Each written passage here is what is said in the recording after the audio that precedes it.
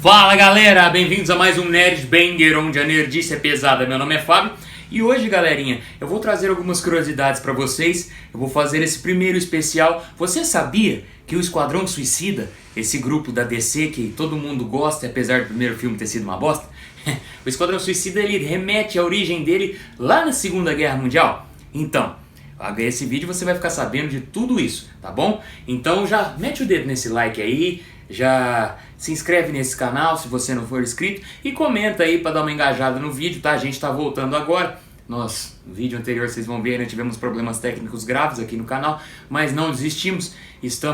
Quase desistimos, mas não desistimos. Estamos de volta e agora vamos fazer um especialzinho que vai... Especialzinho caramba, cara.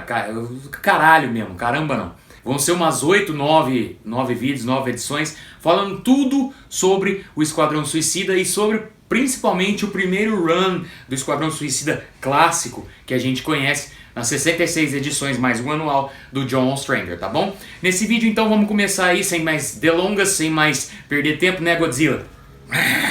Galerinha, o Esquadrão Suicida tá voltando agora ao hype, né, com um novo trailer que saiu 2 trailers de uma vez, dessa versão nova do Esquadrão Suicida, dirigida pelo Thiaguinho Arma, o James Gunn, o diretor dos Guardiões da Galáxia, um dos melhores filmes da Marvel na minha opinião, Guardiões da Galáxia 1, o 2 pra mim é uma bosta, mas isso não vem ao caso. Então nada mais justo do que eu já preparar o terreno, já que o filme vai sair lá em agosto, a gente tem um tempinho hábil pra se preparar, pra saber bastante sobre essa equipe do universo DC, né?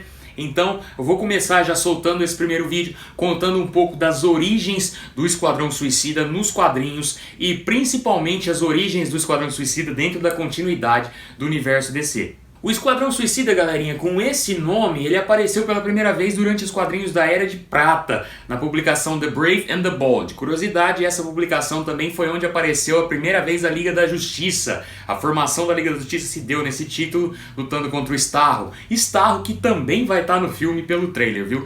Mas isso até vamos falar um pouco mais pra frente. Se vocês quiserem eu faço um especial do Starro pra vocês. Vai dar 5 minutos, nem isso, eu enrolar bastante. Mas vamos lá. O Esquadrão Suicida original ele foi criado pelo Robert Kanigher e o grande artista, que eu gosto muito da arte dele, o Ross Andru. A formação original do Esquadrão Suicida, galerinha, não tinha nada a ver com essa história de espionagem e Black Ops e usar criminosos. Ele tinha esse nome justamente porque era um esquadrão, mini esquadrão, apenas 4 membros, e eles iam para missões suicidas, assim, missões tipo, vamos descobrir onde está o Pé Grande, o Yeti, coisas místicas e o Escambau A4. Esse primeiro Esquadrão Suicida era formado pelo físico Jazz Bright, o do astrônomo Dr. Hugh Evans, a Karen Grace, que dá as caras também no Esquadrão pós-crise, ela é a médica de campo, e o nosso querido Rick Flag Jr., o Rick Flag, que é o cara que o Joe Kinnaman faz nos filmes, né? E ele é o líder de campo do Esquadrão Suicida durante todo esse run clássico dele nos anos 80. Esse esquadrão ele apareceu 6 vezes, em 6 publicações nessa The Brave and the Bold, e depois ele foi meio jogado de lado. Inclusive o Rick Flag, por conta disso, ele fez parte de uma equipe de heróis, que até o nome é engraçado, Forgotten Heroes, que são heróis esquecidos. Assim, o Rick Flag foi uma equipe que o universo DC criou na época, com todos esses heróis esquecidos que o universo DC tinha ali na sua Era de Prata e o Escambau A4, né? O Rick Flag fez parte junto com o Immortal Man, com o Cave Carson dos Desbravadores do Desconhecido, e ele tava, tipo assim, no ostracismo, até o John Ostrander resgatar ele. Essa primeira formação, então, durou só essas 6 edições e sumiu, e o nome em si foi resgatado apenas no pós-crise. Mostrar pra vocês aqui, nessa publicação, Legends, o primeiro grande saga da DC pós a crise nas Infinitas Terras, que conta com o Darkseid como seu vilão principal. Ele manda para a Terra o Glorious Godfrey, que é um dos novos deuses do planeta Apokolips, que tem o poder da lábia infinita. Ele consegue, através do seu sweet talking aí, da sua língua docinha, ele consegue convencer muitas pessoas. E ele se infiltra na Terra e começa a jogar toda a população da Terra contra os heróis. Nisso, desenrolar da história aqui, eu não vou entrar em muitos detalhes dessa história, o Darkseid manda pra Terra o Brimstone. O Brimstone, que é uma entidade elemental grande pra cacete, forte pra caralho, E aí a gente tem pela primeira vez, na edição 3 do Legends, inclusive eu tenho aqui também a primeira vez que ela saiu no Brasil pela Abril, minissérie em 6 edições, formatinho, bonitinho. Pela primeira vez a gente vê aquela casca grossa da Amanda Waller, foi onde ela apareceu pela primeira vez. Foi nessa minissérie e ela manda uma galera de vilões ali, ninguém entende muito o que está acontecendo, enfrentar esse Brimstone. E essa é a primeira vez que essa formação clássica do Esquadrão Suicida que a gente conhece hoje aparece nos quadrinhos da DC. O Esquadrão Suicida formado por criminosos condenados sob a tutela de Amanda Waller. Então, esse conceito fez um burburinho, né, na época, e o Esquadrão Suicida a DC resolveu dar outra chance pro Esquadrão Suicida do Legends e trazer essa equipe de volta em Secret Origins.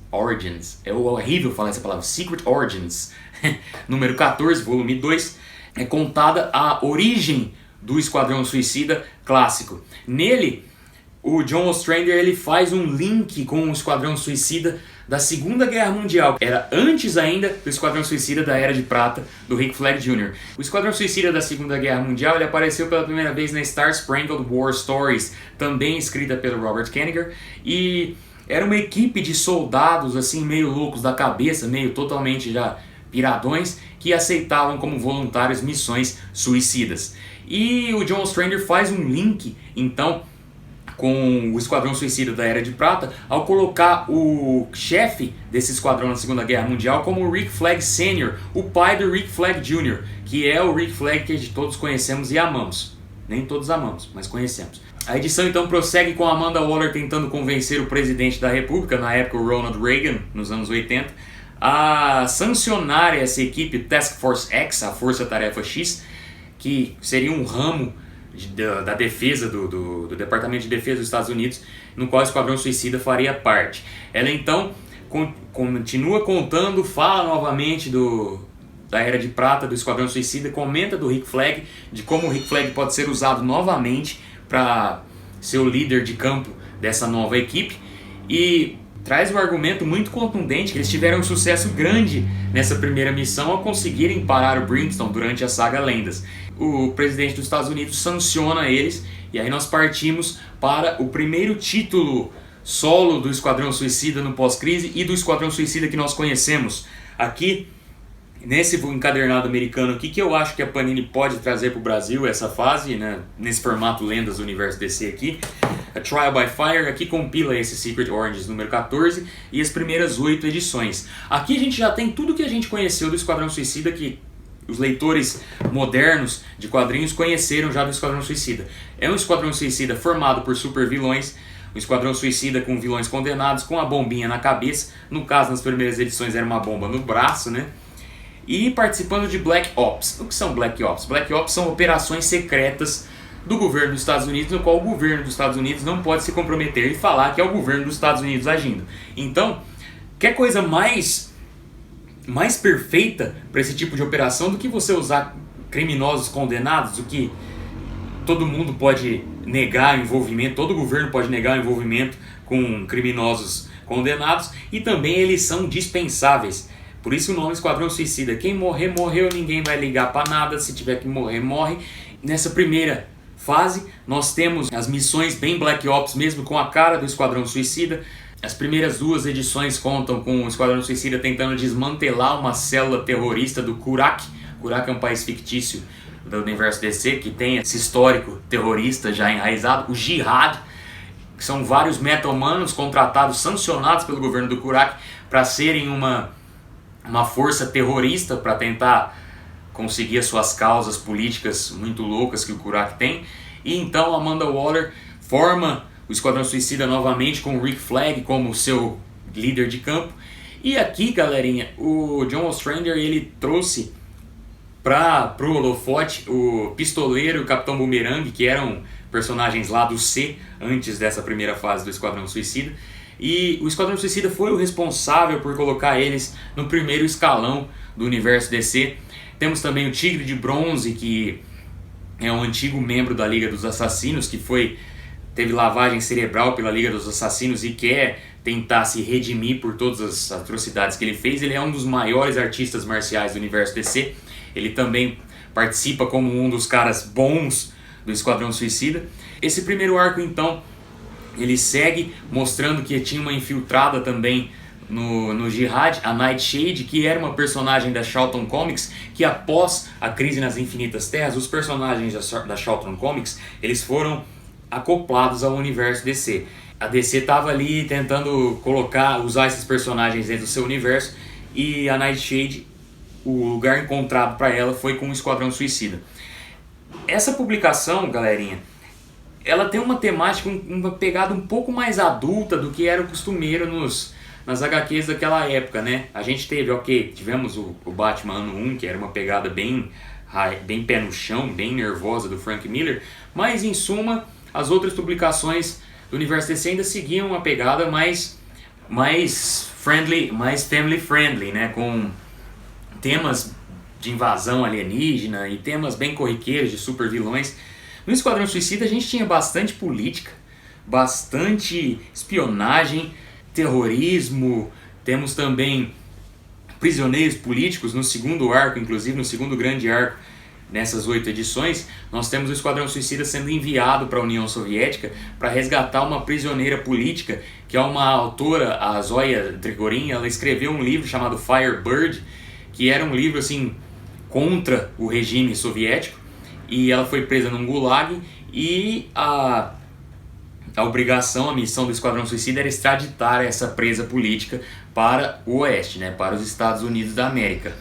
As histórias elas seguiam essa pegada bem mais adulta, bem mais filme de espião, bem mais filme de guerra, tinham os seus vícios, assim, sempre alguém ia morrer, normalmente era um vilão do nuclear. Ele usou bastante, o John Strander usa bastante vilões do nuclear na primeira fase do Esquadrão Suicida, e normalmente a maioria deles é pra morrer mesmo. Então eu não sei se a galera não achava que os vilões do nuclear sempre foram bem bosta, né? Bem bunda os vilões dele. Então a DC usava o Esquadrão Suicida justamente para se livrar dessa vilanaiada toda aí. Então tem que ter uma história do Esquadrão Suicida, vai ter que morrer alguém para fazer jus ao nome. Bota um vilão do nuclear aí, deixa o desgramado morrer. Então era isso que acontecia bastante. E também a gente tinha outros temas pesados como o racismo. Tem uma edição muito boa, um vigilante chamado William Hell, que é um cara da supremacia ariana que só prendia negros e latinos e todas as minorias. Ele só caçava minorias, inclusive os bandidos brancos que ele pegava, ele tentava converter para a seita ariana dele. E ele era um amigo de infância do pistoleiro, do Floyd Lawton, que o Floyd Lawton ele veio de uma família abastada, mas o Floyd Lawton então toma para si a missão de descer o cacete, de meter uma bala nesse desgramado. O Lawton, o pistoleiro, que é bastante explorado aqui, inclusive graças ao destaque que ele teve no Esquadrão Suicida, ele ganhou uma minissérie solo, que eu vou falar pra vocês no próximo vídeo do Esquadrão Suicida. Ele é um cara que, tipo assim, ele tem os seus escrúpulos, ele tem uma certa moral, ele não é de todo ruim. Cara, racista, ele gosta de meter chumbo mesmo. Essas edições do começo dessa fase do John Strander, eu indicaria pra vocês todas. É uma leitura muito gostosa, uma leitura rápida, apesar de ser uma leitura do final dos anos 80, ela não ficou datada, sabe? Apesar dos seus temas, assim como a União Soviética, pode ter ficado datado, porque a União Soviética não existe mais, mas mesmo assim, são histórias que não ficaram datadas na sua narrativa, são histórias de espionagem muito boas.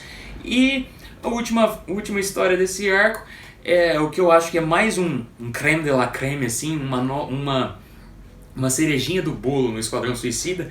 É uma história do psiquiatra da equipe, ele colocando o perfil psiquiátrico que ele analisa de cada membro do Esquadrão Suicida. O Capitão Boomerang, que é um completo maníaco sociopata, mas ele não tem problema mental nenhum, porque ele se aceita como ele é muito contente com o que ele é, apesar do que ele é ser horrível, né? O Floyd Lawton, com toda a sua tendência suicida, então ele abraça muito a causa do Esquadrão Suicida, porque apesar dele não querer se matar, ele quer morrer. Então isso é muito bem explorado, essa profundidade dos personagens. O Rick Flag também ganha um destaque muito grande aqui. O Rick Flag é um cara completamente traumatizado, é um cara completamente quebrado por dentro, tanto com o relacionamento que ele tinha com seu pai, com a sua mãe, e depois com a Karen Grace. e todo o trauma que ele teve quando a primeira equipe, o Esquadrão Suicida original, ela se desfez com a morte de 2 membros, e o trauma da Karen Grace, que era inclusive amante do Rick Flag, mostra como ele é um cara completamente perturbado. Então ele é meio que o cara ideal para ser o líder de equipe do Esquadrão Suicida. Cara, essa primeira fase do Esquadrão Suicida do John Ostrander é primorosa, esse primeiro arco.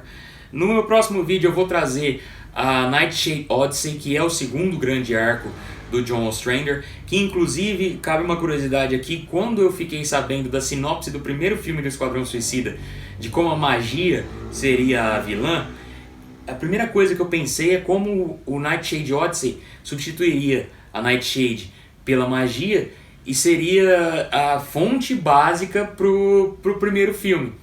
Deu que o primeiro filme foi um cocô e não teve fonte de lugar nenhum, então foi decepcionante. Mas a Nightshade Odyssey é uma puta história que eu vou falar pra vocês no próximo vídeo, tá ok?